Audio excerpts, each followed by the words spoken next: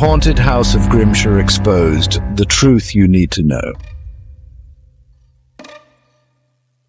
Welcome to the World Truth. If you've stumbled upon this channel, you're about to learn things that will make you question everything.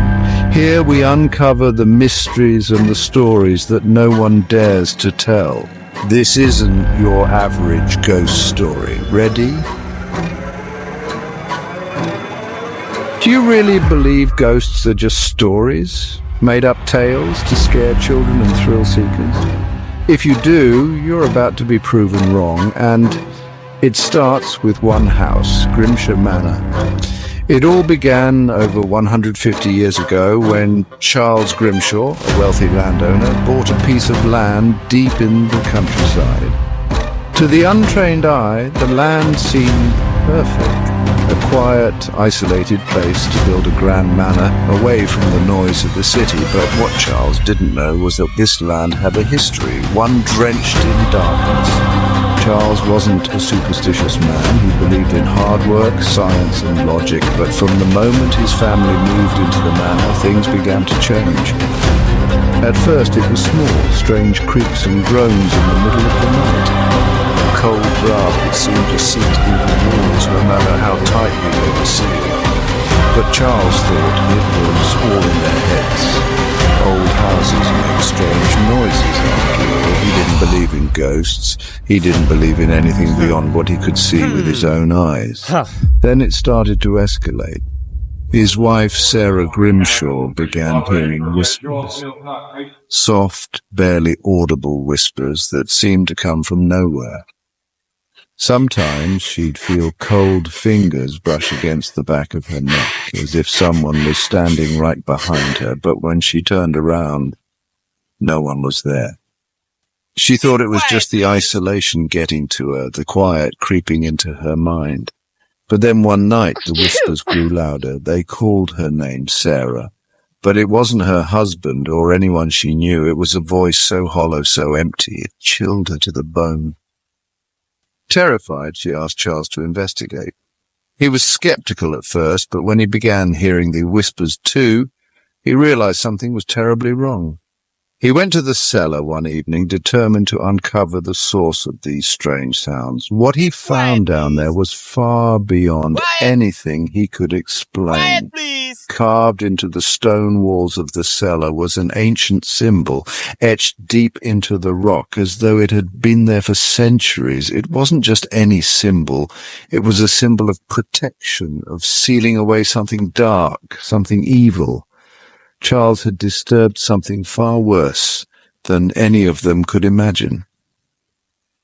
That night things took a turn for the worse. Charles went missing. No struggle, no signs of a break-in, just gone, vanished into thin air. Sarah searched for him, desperate and frantic, but there was no trace. Days passed and the local authorities gave up. The house was abandoned once more and the Grimshire's nightmare seemed to end, but it didn't. Weeks later, a group of villagers stumbled across Charles's body buried deep in the woods behind the manor, but it wasn't the body of a man who had died in the usual way.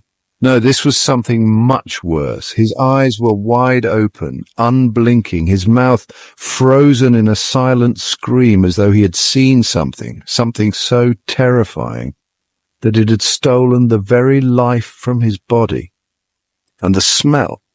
It wasn't the natural scent of death, it was the stench of decay, of something ancient, something alive that had been sealed away for too long. But that wasn't the worst part.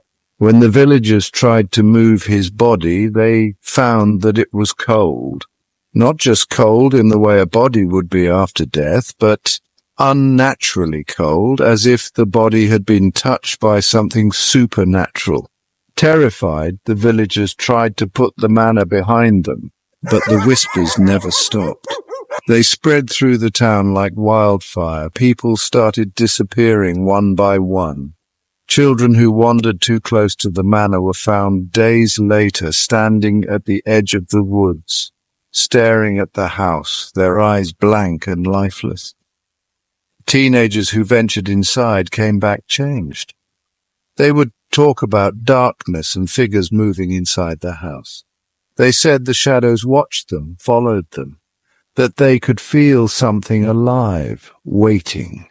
And the worst part, many of them left the house with a warning on their lips. Don't go in, it's alive, and it will take you. Over the years, people came and went, but no one ever stayed. The manor had a grip on the land, on the town, on anyone foolish enough to enter.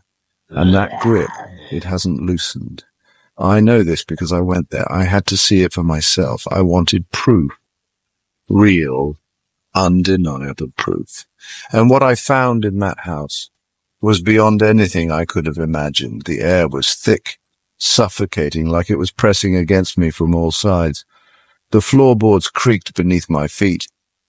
But I wasn't alone. I could feel it. Something was watching me, waiting for me to slip up. The cold, the whispers, the shadows, they were all there, just like the stories said. And when I stepped into the cellar, I saw it. The symbol carved into the walls. It was real. And that's when I realized the house wasn't just haunted. It was alive. It was feeding on fear, on sorrow, on the souls of those who dared to enter. And it wasn't done. It wanted more. That's when I knew the truth. The one truth that will shake you to your core. Ghosts are real. They are not just figments of our imagination. They are spirits bound to places, to events, to moments in time. And sometimes they're not just spirits. Sometimes they're forces, ancient, powerful, and beyond our understanding. Grimshire Manor was never just a house. It was a prison, a place of power, a place that feeds off of fear and darkness. And that is the truth. And that is the truth.